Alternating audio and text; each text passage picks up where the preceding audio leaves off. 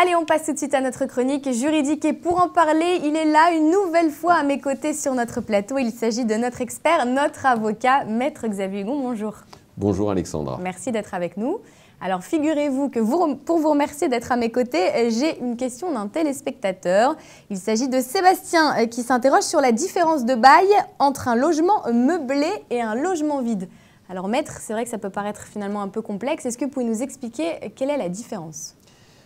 La différence, il y a une différence de nature juridique et des conséquences fiscales différentes. Mais la différence est dans le titre lui-même. Un logement meublé aura des meubles, comme son nom l'indique, on détaillera lesquels. Un logement vide, c'est le locataire qui doit apporter ses meubles. Est-ce qu'il y a une différence de prix entre les deux ? Oui, le logement meublé offrant plus de prestations, puisqu'il y a des meubles, le montant du loyer est plus élevé qu'un logement vide. Quels sont les droits des locataires sur ces deux différents bails ?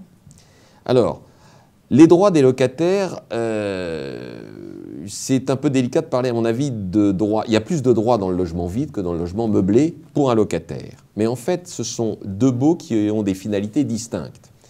Si le locataire souhaite avoir un logement temporaire, ne pas avoir à apporter ses meubles, dans ce cas-là, il va choisir le logement meublé. Naturellement. Mais pour qu'il puisse, j'allais dire, pour qu'on puisse classifier le bail de meublé, encore faut-il que le bailleur fournisse au locataire tous les éléments caractéristiques de ce type de bail, à savoir un logement complètement équipé, ça veut dire non seulement un lit, une armoire, une table, des chaises, une cuisine équipée, un réfrigérateur, tous les éléments qui permettent à un locataire de venir uniquement avec ses effets personnels.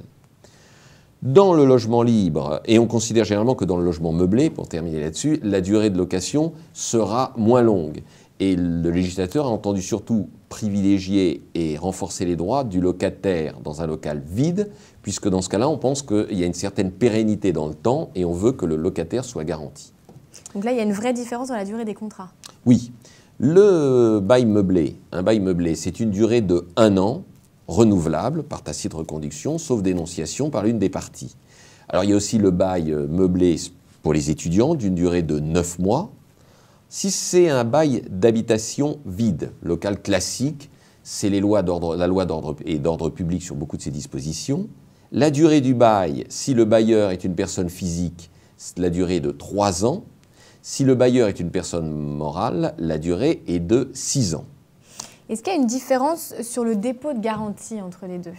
Alors, absolument. Pour le dépôt de garantie du bail dit d'habitation classique vide, le montant du dépôt de garantie est plafonné à 1 mois. Vous savez qu'il avait été réduit de 2 mois à 1 mois. En matière de location meublée, le dépôt de garantie peut être fixé librement. Donc, que va-t-il se passer en fin de bail ? D'abord, soit en fin de bail, soit, j'allais dire, comment le locataire peut-il quitter les locaux ? Dans les deux cas, il peut le quitter assez facilement.